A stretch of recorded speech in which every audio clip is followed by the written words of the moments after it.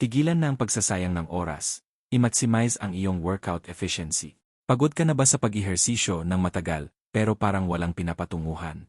May sikreto ang mga pro.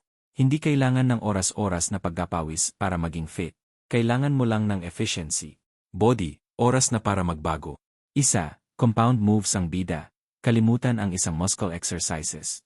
Mag-focus sa squats, deadlifts, at presses. Mas maraming muscle, mas mabilis ang resulta. 2, iwasan ang mahabang pahinga. Gumamit ng supersetting. Maggares ng 2 magkaibang exercise, tulad ng push at pull, at gawin ang mga ito ng sunod-sunod. Double ang trabaho, kalahati ang oras.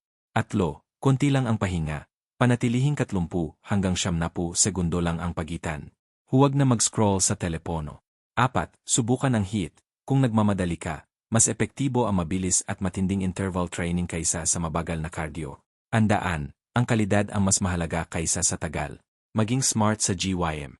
Simulan na ang mas maikli, mas matindi, at mas epektibong workouts mo ngayon.